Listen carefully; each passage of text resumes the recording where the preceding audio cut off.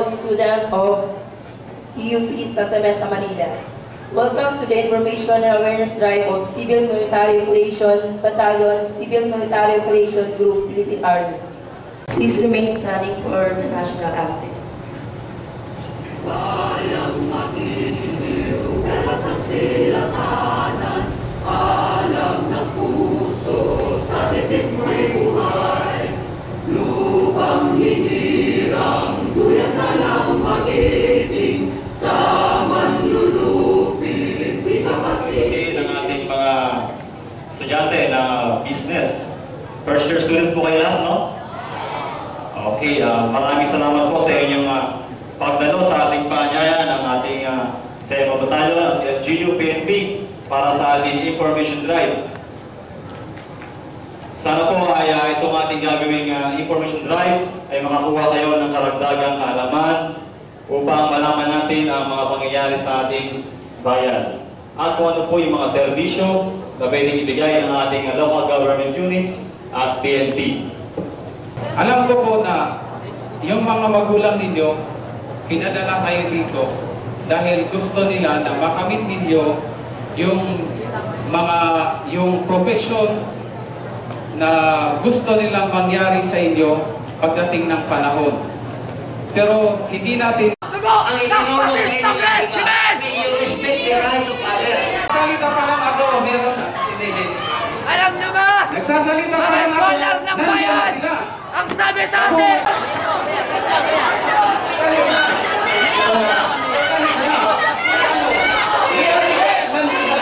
Sa gobyerno. Gusto niya, magdebate tayo dito.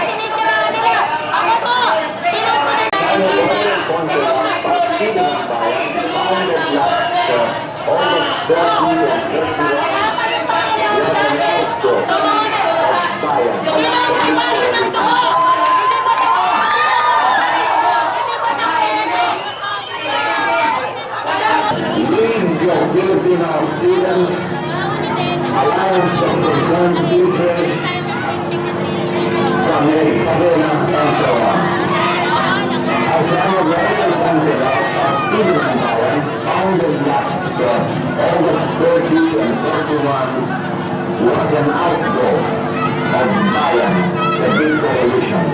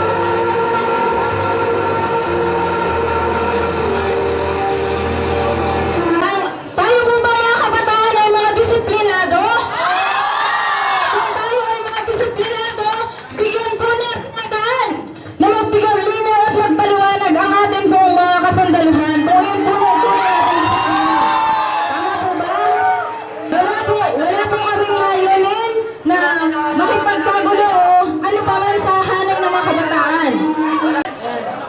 Kung yun pong mga nag-o-organize sa mga kabataang naghihingay dito kanina pa, ay napigyan po ninyo ng daan na makinig doon sa mga nagbibigay ng pag-aaral sa inyo upang tumungo kayo sa lansangan. Dahil malinaw po sa amin bilang mga dating estudyante na nagmula sa isang simpleng sibilyan na wala pong kaalaman sa ideolohiyang ipinaglalaban ng CPP-NPA at ng mga legal na organisasyon na ngayon ay ito nga po at nakikita natin sa inyong harapan ang ipinubunga ng ideolohiyang ihinahasik sa isip ng mga kabataan. Mas mainam siguro na paguhin muna natin ang ating mga sarili. Patunayan muna natin sa ating pamilya. Diba? Walang masamang mag-isip na tumulong para sa kapakanan ng ating bayan. Dahil tayo mga Pilipino ay mga patriotismo. Alam niyo ba ang patriotismo? Kaisipan ng pagiging isang makabayan. At yan ay kultura na nating mga Pilipino, ang pagiging isang makabayan. Kung nais mo natin maging isang mabuting anak, tunay na anak ng bayan. Mismo sa ating sarili at sa ating pamilya, doon po natin itong patunayan. Kapag tayo po ay nakapagtapos na ng pag-aaral, nakakapagtrabaho, sumisweldo, nakakapagpaaral ng ating mga kapatid at nakakatulong sa ating magulang, doon lamang po natin masasabi. This is what we call it, something between the ROTC program and the CB. Because we have to build awareness to all of the audience or student here in our institution.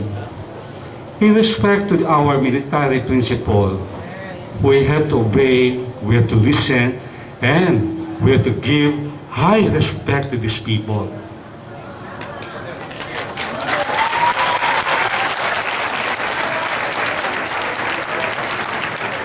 What is more important?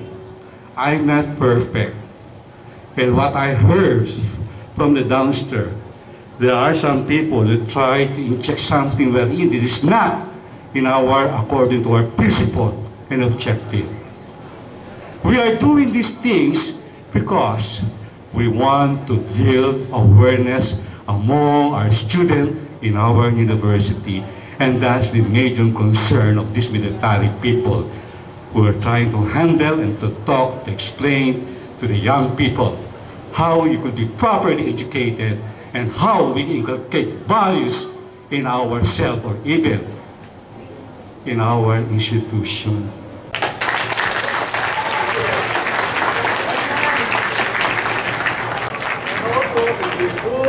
All of you, my dear students, let's give a big hand of applause each and every one of us.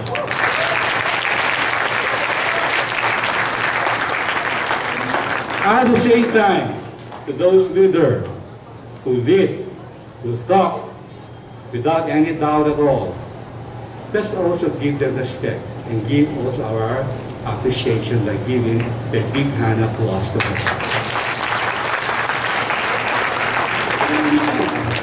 And for me, what is more important, let's work together.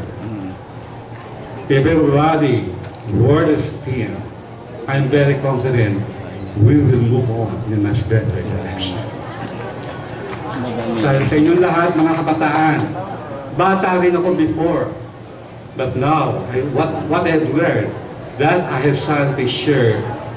And I'm so proud of you that you give your time to listen to all of our guests here. And that's the reason why, if I try to say things against the one who tried to talk, I really try to make an apology of it. Sana naman, tao rin ako, nagkakamali rin. Kaya ako humingi ng kapatawaran sa lahat. Maraming pong salamat.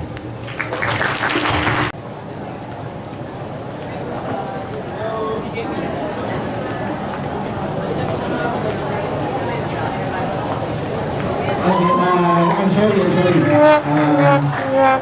Please welcome again those all Gumanoy.